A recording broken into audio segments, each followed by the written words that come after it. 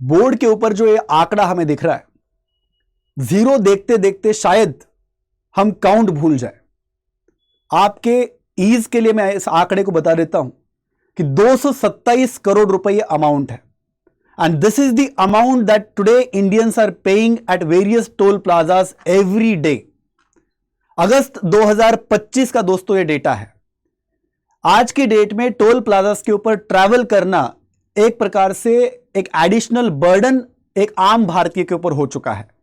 ये additional burden मैं इसलिए कह रहा हूं क्योंकि जब हम कोई व्हीकल को खरीदते हैं, उस व्हीकल खरीदते समय लगभग 25 से 40% का हमें टैक्स जीएसटी के फॉर्म में उस व्हीकल के ऊपर देना पड़ता है, depending on of course the kind of vehicle that we purchase. इसके अलावा उस व्हीकल को चलाने के लिए जो फ्यूल हम इस्तेमाल करते हैं, बीट पेट्रोल और डीजल, 50% से ज्यादा की ड्यूटीज और टैक्सेस का कंपोनेंट उस फ्यूल के अंदर भी सरकार के द्वारा वसूला जाता है। और गाड़ी के अलावा, गाड़ी के अंदर फ्यूल के अलावा रोड के ऊपर जब हम गाड़ी को लेकर के निकलते हैं तो टोल प्लाजास के ऊपर इतना सारा अमाउंट आज की डेट में भारतीय लोग पे कर रहे हैं। अब ये अमाउंट का शुरुआत असल में हुआ कहां से? ये टोल लगाने का सिस्टम शुरू हुआ तो क्यों हुआ? क्यों सरकार भारत की आज की डेट में इतना ज्यादा मात्रा में टोल भारतीयों के ऊपर लगा रही है? अगर टोल के सिस्टम को पूरी तरीके से खत्म किया जाए, क्या यह किया जा सकता है? और अगर करा जाए इसको तो क्या इसके नेगेटिव रिपरकशंस हो सकते हैं? क्या इसके कुछ थोड़े बहुत फायदे हो सकते हैं? और अगर एग्जिस्टिंग सिस्टम जो टोल का है एक प्रकार से एक एग्जॉर्बिटेंट हो चुका है, तो आने वाले समय में दोस्तों इसके लिए क्या क्या सॉल्यूशंस हो सकते हैं, इन मुद्दों की आज हमें इस वीडियो के अंदर विस्तृत में चर्चा करनी है। सबसे पहला डायमेंशन यहां पे समझना यह जरूरी है कि टोल का सिस्टम शुरू कहां से हुआ। अगर हम थोड़ा कौटिल्य के अर्थशास्त्र की बात करें तो 4th century BC, 3rd century BC में कौटिल्य के अर्थशास्त्र में भी टोल की बात वहां पे की जा चुकी है। अंग्रेजों के जमाने में भी 1850s में टोल को लेकर के लेजिस्लेशंस मौजूद है। मॉडर्न डे इंडिया में अगर हम देखें तो 1990s में, specially after liberalisation, privatisation, globalisation reforms, Bharat को जब एक नया भारत बनाने की तरफ जब सरकार आगे बढ़ रही थी तो 1998 में सरकार ने national highways development project NHDP इस प्रोजेक्ट को लॉन्च किया। दोस्तों इस प्रोजेक्ट का मुख्य उद्देश्य यह था कि इस प्रोजेक्ट के थ्रू भारत के अंदर रोड्स को मॉडर्नाइज करना था। रोड्स के मॉडर्नाइजेशन के साथ साथ जो रोड के ऊपर सेफ्टी हो सकती है उस सेफ्टी को हमें इंश्योर करना था। अलग अलग प्रकार के 4 लेन, 6 लेन हाईवेज, एक्सप्रेसवेज नए भारत के लिए, 21वीं सदी के भारत के लिए हमें बनाने थे। और इस प्रोजेक्ट का वहां पे एक जोर शोर से शुरुआत हो जाती है। जो गोल्डन क्वाड्रिलेटरल प्रोजेक्ट है दोस्तों, ये गोल्डन क्वाड्रिलेटरल प्रोजेक्ट जो 4 मुख्य महानगरों को, 4 मुख्य सिटीज को भारत के, दिल्ली, मुंबई, चेन्नई, कोलकाता, इनको कनेक्ट करने वाला जो गोल्डन क्वाड्रिलेटरल हाईवे है, ये इसी NHDP प्रोजेक्ट के अंदर बनाया जाता है। अब ये प्रोजेक्ट के साथ साथ उस समय पे सरकार को ये समझ में आया कि ये जो एक्सप्रेसवेज हमने बनाने हैं, गोल्डन क्वाड्रिलेटरल जैसी चीजें हमें देश के अंदर बनानी है, और ये बनाने का main purpose was to basically propel the economic growth and development. लेकिन इतना सारा खर्चा जो इन रोड्स को बनाने के लिए आने वाला है, ये खर्चा, ये पैसा आएगा कहां से? तो 1998 में उसी समय पे अगर आप देखोगे तो मुंबई पुणे एक्सप्रेसवे, दोस्तों इस एक्सप्रेसवे का भी निर्माण उस समय पे हो रहा था। और ये one of the first expressway था भारत के अंदर जिसके ऊपर टोल वहां पे लगाया जाना शुरू हुआ। तो अगर भारत में मॉडर्न डे टोल सिस्टम की अगर शुरुआत हम देखें तो इस मुंबई पुणे एक्सप्रेसवे से दोस्तों शुरू हो जाती है। अब क्वेश्चन ये आता है कि सरकारों के द्वारा इस प्रकार का टोल लगाया क्यों जाता है? What are the basic reasons why government imposes or levies toll on citizens even when governments collect huge amount of various taxes related to road? सबसे पहला दोस्तों इसमें रीजन यह है कि अगर आपको इकोनॉमिक ग्रोथ और डेवलपमेंट करनी है तो आपको इस प्रकार का यूजर चार्जेस जो भी यूजर्स इन रोड्स को इस्तेमाल कर रहे हैं, be it passenger vehicles, be it commercial vehicles, इनके ऊपर आपको ये इनसे पेमेंट्स लेनी पड़ेगी ताकि उस रोड का डेवलपमेंट, एक लॉन्गेविटी उसकी इंश्योर की जा सके। तो सबसे पहला जो प्रिंसिपल है जिस आधार के ऊपर ये टोल सिस्टम पूरा वर्क करता है, तो वो प्रिंसिपल का दोस्तों नाम है यूजर पेज प्रिंसिपल। अब थोड़ा सा इसको ध्यान से समझ लीजिए कि ये एक आर्ग्यूमेंट हमें यहां पे निकल करके आता है कि argument in favour of levying tolls. जैसे मान लो कि आप राजस्थान के किसी शहर में रह रहे हो, जयपुर में मान लो आप रह रहे हो, या फिर मध्य प्रदेश के आप रीवा में रह रहे हो, या फिर बिहार के पटना में रह रहे हो, और देश के अंदर एक नेशनल हाईवे बिल्ड हो रहा है जो कि मुंबई और पुणे को कनेक्ट कर रहा है। अब ये मुंबई से पुणे कनेक्ट करने वाला नेशनल हाईवे दोस्तों, इसका सबसे ज्यादा फायदा मुंबई के रेजिडेंट्स को और पुणे के रेजिडेंट्स को, या फिर उन कमर्शियल एंटिटीज को जो मुंबई से पुणे में ट्रेड वगैरह करती है, बाय रोड कार्गो को मूव करती है, उनको प्राइमरीली इस हाईवे का या एक्सप्रेसवे का फायदा दोस्तों होगा। अब अगर इस हाईवे का, एक्सप्रेसवे का पूरा खर्चा सरकार के द्वारा दिया जाए, तो सरकार का ये जो खर्चा होता है दोस्तों, ये जो सरकार के पास में पैसा आता है, ये पैसा एक आम जनता के टैक्स से सरकार के पास में पैसा पहुंचता है। और अगर ये पैसा सरकार इस मुंबई पुणे एक्सप्रेसवे के लिए लगाए और उसके ऊपर कोई यूजर चार्ज नहीं लगाए, तो इसका अल्टीमेटली बर्डन जो है दोस्तों, वो राजस्थान में रहने वाले, जयपुर के सिटी में रहने वाले उस युवक के ऊपर, पटना में रहने वाले इंसान के ऊपर, या फिर रीवा में रहने वाले इंसान के ऊपर पड़ेगा, which will create basically inequalities. And this is one of the argument in favor of leaving tolls on Indian roads कि यूजर पेज प्रिंसिपल, जिसको इस्तेमाल करना है, जो भी उस रोड से ट्रैवल करेगा उसको उसका फी वहां पे पे करना पड़ेगा। This is the point number 1। Point number 2 is basically to maintain and upgrade the existing roadway infrastructure in country। क्योंकि क्या है, भारत में अगर हम थोड़ा सा अपना क्लाइमेट वगैरह को मद्देनजर रखे, मॉनसून वगैरह के रेनफॉल को मद्देनजर रखे, तो भारत के अंदर रोड्स का वेयर एंड टेयर दोस्तों काफी फास्ट तरीके से होता है। और अगर इतने ज्यादा मात्रा में वेयर एंड टेयर रोड का होगा, तो आपको रोड का अपकीप करने के लिए, रोड को मेंटेन करने के लिए आपको बार बार उसके अंदर पैसा डालना पड़ेगा। और अगर यह पैसा बार बार सरकार की तिजोरी से आएगा, तो सरकार की तिजोरी के ऊपर एक अननेसेसरी फिस्कल बर्डन दोस्तों वहां पे बन जाता है। And this is the reason why to maintain the existing infrastructure, to upgrade the existing highways, let's say 2-lane highways into 4-lane highways or 4-lane highways into 6-lane highways, user पे principal के आधार के ऊपर toll लगाया जाता है। इसके अलावा जो भी सरकार का फिस्कल कैपेसिटी है, उस फिस्कल कैपेसिटी के ऊपर अननेसेसरीली स्ट्रेन ना आए, इस कारण से भी दोस्तों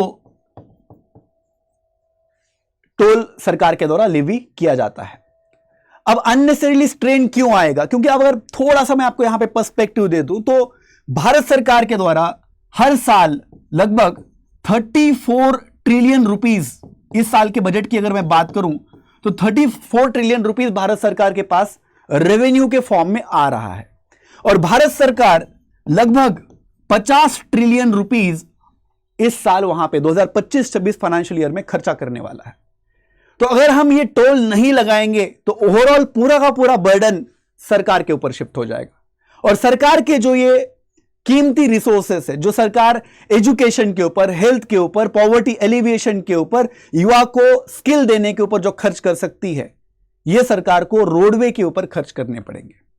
आप यहां पे काउंटर आर्ग्यूमेंट जरूर दे सकते हैं कि क्या रोड डेवलप करना सरकार के कोर रिस्पॉन्सिबिलिटी में नहीं आता है? बिल्कुल आता है, लेकिन एक बात समझनी पड़ेगी यहां पे कि सरकार के पास रिसोर्सेस अनगिनत नहीं है, सरकार के पास लिमिटेड रिसोर्सेस है। और वही कारण है दोस्तों कि सरकार को ये टोल वहां पे लेवी करना पड़ता है। सरकार के बिहाफ के ऊपर बेसिकली ये रिस्पॉन्सिबिलिटी जो है NHAI यानी कि national highway authority of India, इसको ये वहां पे अथॉरिटी दी जा चुकी है कि जो भी टोल सिस्टम है, वो टोल लगाने का पूरा सिस्टम हो, हाईवेज, नेशनल हाईवेज को मेंटेन करने का सिस्टम हो, उनको डिजाइन करने का काम हो, ये सारा अथॉरिटी, सारा का सारा काम किसका है? National highways authority of India. 1988 में दोस्तों इसका निर्माण हुआ था, फंक्शनल बॉडी ये हुई थी 1995 में। एक स्टैट्यूटरी बॉडी है, भारतीय संसद यानी कि पार्लियामेंट के अंदर इसको लॉ पास करके बनाया जा चुका है। आज के डेट में अगर नेशनल हाईवेज के ऊपर, कौन से नेशनल हाईवेज के ऊपर टोल लगेगा, नहीं लगेगा, टोल का कलेक्शन सिस्टम किस प्रकार का होगा, कितने साल के लिए टोल वहां पे लगेगा, यह सारा decision making national highway authority of India के द्वारा किया जाता है। और यह बॉडी दोस्तों एडमिनिस्ट्रेटिव कंट्रोल जो है इस बॉडी के अंदर, बॉडी के ऊपर, वो है ministry of road transport highways, जो नितिन गडकरी जी का डिपार्टमेंट है, उसका एक एडमिनिस्ट्रेटिव कंट्रोल हमें NHAI के ऊपर देखने को मिलता है। अब बात करते हैं और समझ लेते हैं कि भाई क्या क्या चैलेंजेस है इस टोल सिस्टम के साथ में। इस टोल सिस्टम की एक डार्कर साइड क्या है, कि चलो ठीक है समझ लिया भाई कि टोल क्यों लगाना है, सरकार टोल क्यों लगा रही है, लेकिन क्या सारा सिस्टम सही से वर्क कर रहा है? तो सबसे पहले मुद्दा दोस्तों यहां पे यह आता है कि even users are paying the tolls, they are not getting the requisite services which they are suppose to get from the government. खास करके NHAI से जो एक्सपेक्टेशंस यूजर वहां पे रख सकता है, जिन रोड्स के लिए वो टोल पे कर रहा है, उस रोड की क्वालिटी हो, उस रोड के ऊपर लाइटिंग वगैरह हो, उस रोड का मेंटेनेंस हो, ये सारी चीजें वो यूजर एक्सपेक्ट करेगा, लेकिन वो सारी चीजें उसको नहीं मिल पा रही। मैं आपको एग्जांपल देता हूं, नेशनल हाईवे 544, मेरे पास रिपोर्ट भी है नेशनल हाईवे 544 की रिपोर्ट। रिसेंटली सुप्रीम कोर्ट ने इस बारे में एक टिप्पणी वहां पे की है। NHAI का केस वहां पे सुप्रीम कोर्ट में आया कि पहले केरला हाई कोर्ट ने एक डिसीजन दिया कि अगर रोड के ऊपर कंजेशन है, कोई टोल रोड है उसके ऊपर कंजेशन है, कुछ पॉटहोल्स वगैरह उसके ऊपर है, तो ऐसे में आप यूजर से किस बेसिस के ऊपर फी कलेक्ट कर रहे हो? क्योंकि टोल लगाने का प्राइमरी इंटेंट आपका यह था कि आप बेहतर सर्विसेज यूजर को प्रोवाइड कर रहे हो, लेकिन अगर उस रोड के ऊपर वो बेहतर सर्विसेज एब्सेंट है तो आपको कोई हक नहीं बनता कि आप यूजर के ऊपर टोल लगाओ। और इसी कॉन्टेक्स्ट में दोस्तों सुप्रीम कोर्ट के द्वारा इस नेशनल हाईवे 544 केरला के अंदर जो मौजूद है, इसके बारे में कहा गया कि NHAI do not have authority to levy toll on that particular national highway. क्यों? क्योंकि उस रोड के ऊपर अलग अलग प्रकार, अलग अलग पैचेस में पॉटहोल्स वहां पे क्रिएट हो चुके हैं। Now this is one of the darker side of living toll. Toll लगाने के बाद कम से कम आपके पास इतना तो अकाउंटेबिलिटी दोस्तों होना चाहिए, इतना तो ट्रांसपेरेंसी होना चाहिए कि आप जो भी काम करें, वो जो भी सर्विस आप दो, वो सिटीजन सेंट्रिक नेचर की आप सर्विस दो। There is lack of transparency, there is lack of accountability. Transparency और अकाउंटेबिलिटी के ऊपर मैं आऊंगा कि भाई क्या एग्जैक्टली मैं यहां पे मीन कर रहा हूं। तो ट्रांसपेरेंसी और दोस्तों अकाउंटेबिलिटी से मेरा मीनिंग बस यहां पे इतना है कि जो टोल लगाया जाता है, टोल चलता ही जा रहा है, टोल ये परपेचुइटी में चलता जा रहा है, खत्म होने का नाम ही वहां पे ये टोल वहां पे नहीं ले रहा है। एक परपेचुअल मैनर में ये टोल वहां पे चल रहा है कि 15 साल हो गए, 20 साल हो गए, 30 साल हो गए, टोल चलता ही जा रहा है। और ये परपेचुइटी में टोल लगाने का अथॉरिटी कंसेशनर यानी कि एक टर्म को समझिए कि NHAI के द्वारा जो ये टोल्स वगैरह, रोड्स वगैरह बिल्ड करे जा रहे हैं, specially after 2000, they are build दोस्तों on the basis of various models including build, operate, transfer, hybrid annuity model, engineering, procurement, construction model, अलग अलग प्रकार के दोस्तों ये मॉडल्स है। इन मॉडल्स को हम पॉपुलरली PPP मॉडल्स कहते हैं, public private partnership. Public private partnership simple शब्दों में यह होता है कि पब्लिक सेक्टर के पास में कुछ कमियां हैं, फंड्स की कमी है, एक्सपर्टीज की कमी है, और इन कमियों को भरने का काम करता है आपका private sector. Private sector funds लेकर के आता है, प्राइवेट सेक्टर एक्सपर्टीज लेकर के आता है, वो नेशनल हाईवेज आपके बिल्ड करने में हेल्प कर रहा है, नेशनल डेवलपमेंट में वो हेल्प कर रहा है। लेकिन इसके बदले प्राइवेट सेक्टर क्या ले रहा है? इसके बदले प्राइवेट सेक्टर को कुछ साल के लिए उन नेशनल हाईवेज के ऊपर टोल लगाने की authority national highway authority of India के द्वारा दी जाती है। और जब ये प्राइवेट एंटिटीज उस हाईवे के ऊपर टोल लगाती है, तो ये टोल के बारे में मैं बोल रहा हूं कि this toll continues in perpetuity, चलता ही जा रहा है। Example is Mumbai Pune expressway. आंदोलन हुए इसके ऊपर, अलग अलग पॉलिटिकल पार्टीज जो महाराष्ट्र के अंदर है, उन्होंने इसके खिलाफ आंदोलन किया कि कब तक चलेगा ये मुंबई पुणे एक्सप्रेसवे के ऊपर का टोल। भाई रोड बने हुए जमाना हो गया, रोड के ऊपर पॉटहोल्स हो गए, रोड के ऊपर लाइटिंग की सुविधाएं नहीं है, लेकिन आप टोल बड़ा वहां पे कलेक्ट कर रहे हैं।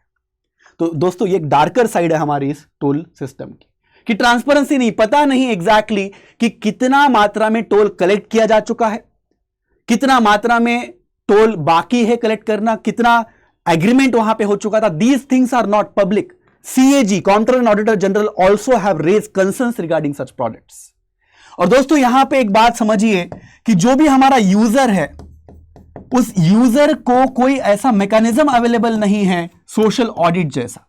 सोशल ऑडिट मतलब सिंपल सी चीज होती है दोस्तों, कि जो भी इंफ्रास्ट्रक्चर प्रोजेक्ट आप डेवलप कर रहे हो, इस इंफ्रास्ट्रक्चर प्रोजेक्ट में जो भी यूजर है, जैसे आप मेरे जैसे लोग हैं, आम जनता है, ये आम जनता उस इंफ्रा को ऑडिट करे, अपने एक प्रकार का एक फीडबैक मैकेनिज्म है ये, कि जिसके थ्रू हम वो जो भी हमारा कंसर्न्स वगैरह है हम वहां पे रेज कर सकते हैं, और फिर उस बेसिस के ऊपर उत्तरदायिता, अकाउंटेबिलिटी वहां पे कंसेशनर की या प्राइवेट एंटिटी की जो भी ये टोल को वसूल रही है उसकी वहां पे अकाउंटेबिलिटी सेट की जा सकती है। These things largely are absent in today's toll system or in today's toll collection system in India. These are the concerns. This is the darker side of levying toll in India. इसके आगे अब dimension की हम बात करते हैं कि भाई अगर हमने टोल्स को खत्म कर दिया भारत से, अगर हमने पूरा का पूरा ये सिस्टम ही वहां पे बंद कर दिया कि भाई टोल लगाने नहीं आज से, तो क्या इसका इंपैक्ट दोस्तों वहां पे पड़ सकता है ओवरऑल इकोनॉमी के ऊपर, आप मेरे जैसे लोगों के ऊपर। तो सबसे पहले तो एक बात समझिए कि आप मेरे जैसे लोगों को हो सकता है कि हमें, जो हम ट्रैवलर्स वगैरह है, नेशनल हाईवे के ऊपर हम अगर ज़्यादा आना जाना हमारा रहता है, ज़रा टोल हमारा कट रहा है, तो ऐसे में हमें तो मज़ा आ सकता है इस चीज़ का कि चलो कोई बात नहीं, सरकार वहाँ पे टोल फ्री कर दे रही है सारे नेशनल हाईवेज को। थोड़ा सा मैं आपको यहाँ पे आंकड़े बताना चाहता हूँ कि भारत के अंदर 1,45,000 किलोमीटर्स के दोस्तों नेशनल हाईवेज आज की डेट में मौजूद है। थोड़ा एक और आंकड़ा यहां पे समझिए कि इन नेशनल हाईवेज के ऊपर भारत की लगभग 40% कार्गो मूवमेंट, पैसेंजर मूवमेंट, जो भारत की ओवरऑल पैसेंजर मूवमेंट है, कार्गो मूवमेंट है, उसका 40% इन नेशनल हाईवेज के ऊपर कैरी आउट होता है। इन नेशनल हाईवेज में से लगभग 45% नेशनल हाईवेज टोल रोड्स है।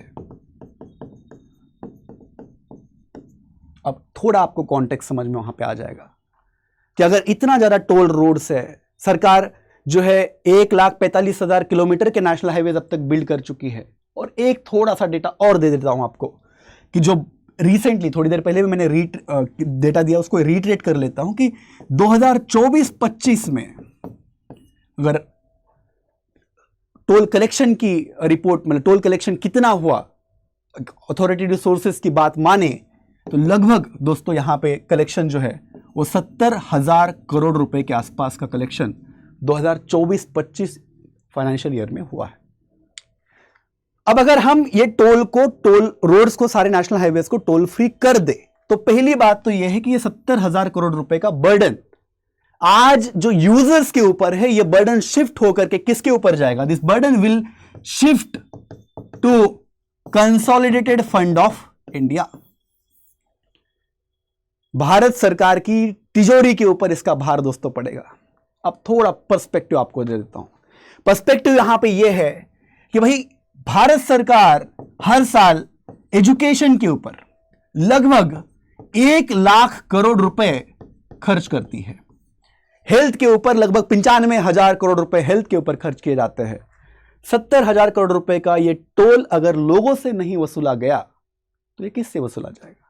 ये किसके ऊपर बर्डन पड़ेगा? जैसे ये बर्डन अगर तिजोरी के ऊपर पड़ रहा है तो दोस्तों हो सकता है एजुकेशन का स्पेंडिंग कट करना पड़ेगा, हेल्थ का स्पेंडिंग कट करना पड़ेगा, या फिर जो भी बाकी कुछ सरकार की प्रायोरिटीज है वहां का स्पेंडिंग कट करके ये रोड्स को फ्री लोगों के लिए करना पड़ेगा। Point number 1। पॉइंट नंबर 2 दोस्तों इज सिंपल सी बात है, अगर हम जो रोड्स यूज कर रहे हैं उसके लिए हम पे नहीं करेंगे, if user are not paying for the roads that they are travelling upon, तो ऐसे में ये रोड्स का अपकीप या मेंटेनेंस सही से नहीं हो पाएगा। आज हम जबकि टोल दे रहे हैं, उसके बावजूद भी कुछ जगह पे, आई एम नॉट सेइंग कि सारे नेशनल हाईवेज पे, ट्रिमेंडस इंप्रूवमेंट नेशनल हाईवेज के अपकीप में, सर्विसेज में हुई है, ये मानना ही पड़ेगा हमें। लेकिन जो खास करके अगर हम ये यूजर फीस देना बंद कर दे तो ये जो मेंटेनेंस है, ये हमें कुछ इस प्रकार के रोड्स दोस्तों नेशनल हाईवेज भी देखने को मिल सकते हैं। अगर पॉट होल्स आपके नेशनल हाईवेज के ऊपर बढ़ जाते हैं तो अब इसको थोड़ा कॉन्टेक्स्ट में समझिए कि 40% ट्रैफिक रोड के ऊपर जा रही है, नेशनल हाईवेज के ऊपर जा रही है, पॉट होल्स अगर है तो it is going to lead to what? It is going to lead to congestion. It is going to lead to congestion, and because of congestion it is going to lead to delay in transportation of goods and cargo, basically जो भी आप एक location से दूसरे location के ऊपर वहां पे भेज रहे हो। और अगर कार्गो मूवमेंट में डिलेज हो रहे हैं, it is going to do what? It is going to basically increase the production costs for producers. Simple example लीजिए, श्रीनगर से मदुरई, श्रीनगर जो हमारे Jammu and Kashmir union territory में है, मदुरई जो हमारे तमिलनाडु में है, लगभग 3000 किलोमीटर का डिस्टेंस है। लगभग ट्रक को 3 दिन लगता है वहां पे पहुंचने में, एक लोकेशन से लोकेशन बी तक। आज की डेट में 10,000 रुपए टोल में जाता है श्रीनगर से मदुरई पहुंचने में। अगर ये 10,000 रुपए हटा दिया जाए, चलो ठीक है, वहां पे कॉस्ट कम हो जाएगी, लेकिन आने वाले टाइम में जब मेंटेनेंस वहां पे सरकार की तरफ से डिले हो जाएगा तो ये 3 दिन का समय दोस्तों 4 दिन, 5 दिन, 6 दिन भी हो सकता है। ड्राइवर की कॉस्ट बढ़ गई, यूटिलिटी जो है उस व्हीकल का, जो भी ट्रांसपोर्टेशन व्हीकल, उसका यूटिलिटी आपका कम हो गया, ओवरऑल एफिशिएंसी जो है मूवमेंट में वो आपकी रिड्यूस हो गई।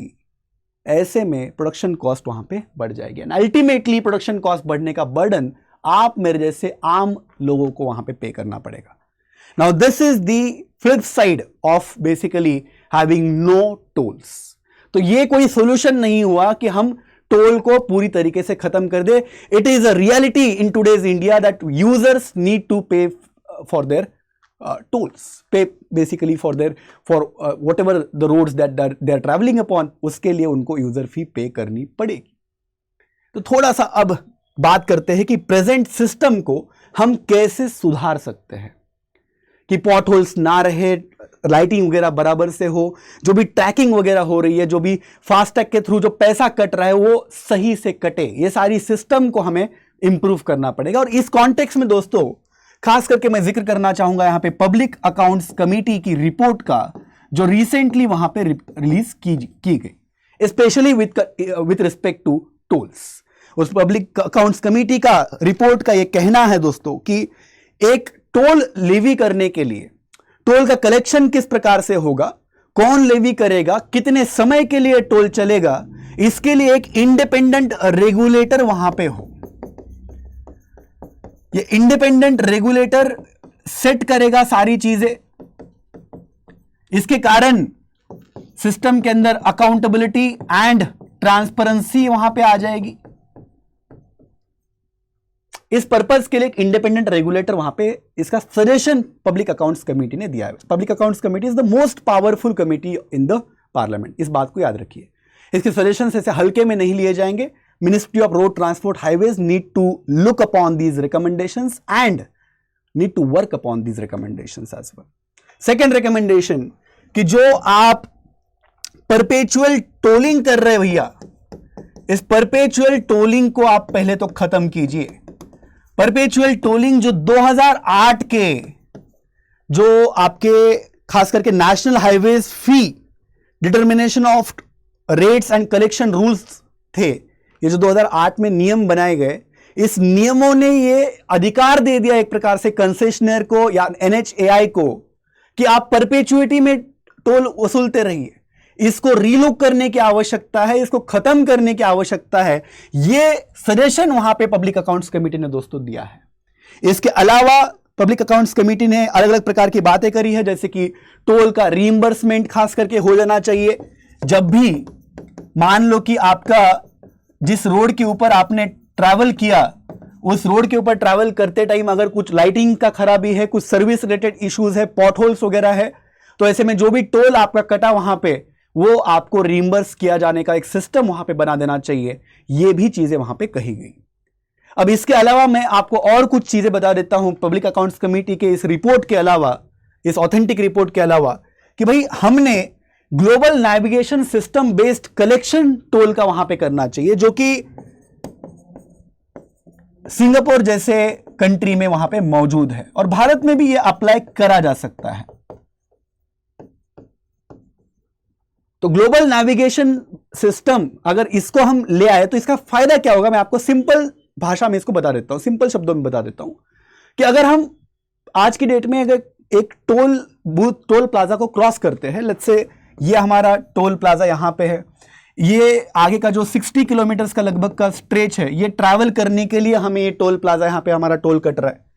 120 रुपए मान लेते हैं कि हमारा एक यहां पे टोल कट रहा है, लेकिन हमें पूरा ट्रैवल करना ही नहीं है 60 किलोमीटर का स्ट्रेच, हमें तो 30 किलोमीटर जाना था, उसके बाद हमारा डेस्टिनेशन यहां पे आ गया और यहां पे हम चले गए, लेकिन we are paying toll for whole stretch of the road. ये दिक्कत है दोस्तों, ये सिस्टम में एक प्रकार से फ्लॉ है कि मैं पूरा रोड ट्रैवल ही नहीं कर रहा हूं, तो मैं पूरे रोड के लिए फी क्यों पे करूं। दूसरा, कंजेशन जो होता है, 100 मीटर अगर आपकी टोल की लाइन वहां पे टोल प्लाजा के ऊपर लगी हुई है, या फिर ज्यादा डिले वहां पे हो रहा है, 10 सेकंड 15 सेकंड से ज्यादा डिले हो रहा है, तो ऐसे में टोल तो कलेक्ट करना नहीं जाना चाहिए, रूल्स में लिखा हुआ है, लेकिन ऐसा नहीं होता है। फिर वहां पे झगड़ा वगैरह हो जाता है, झगड़ा होने के बाद और फिर वहां पे लाइन लंबी हो जाती है। इन चीजों को चेंज करने के लिए ये ग्लोबल नेविगेशन बेस्ड सिस्टम बड़ा काम आएगा, जिससे हमें ये जो टोल प्लाजास के ऊपर बैरियर्स लगे, जरूरत ही नहीं पड़ेगी इन सब चीजों की, खत्म हो जाएगा सारा सिस्टम, सीमलेस ट्रैवल। आपका सैटेलाइट बेस्ड ट्रैकिंग वगैरह होगा, कितना रोड का स्ट्रेच आपने ट्रैवल करा हुआ है, एक यूनिफाइड आपका नंबर सिस्टम चाहिए, वो नंबर वहां पे ट्रैक हो जाएगा सीधा सीधा। आपका जो भी फास्टैग में जितना भी अमाउंट है वो डायरेक्ट डिडक्ट हो जाएगा। अगर आपने 30 किलोमीटर ट्रैवल करा है तो जो 30 किलोमीटर का डिस्टेंस है इनटू पर किलोमीटर कितना चार्ज लगा रहा है, वो मान लो कि 2 रुपया पर किलोमीटर चार्ज लगा रहा है, तो आपका भैया 60 रुपए टोल कटेगा। यहां पे 60 इंटू 2 जो 120 हो रहा था, इतना नहीं कटेगा, 60 ही रुपए टोल आपको पे करना पड़ेगा। दिस इज दोस्तों the way forward for improving the implementation of toll system in India. अब ये सारी जो बातें यहां पे हुई टोल को लेकर के, आपका इसके बारे में क्या ख्याल है, आपको क्या लगता है, आपके क्या सजेशन है, मेरे को जरूर बताइएगा कमेंट बॉक्स में कि कैसे टोल सिस्टम को हम फर्दर इंप्रूव कर सकते हैं। बहुत बहुत धन्यवाद।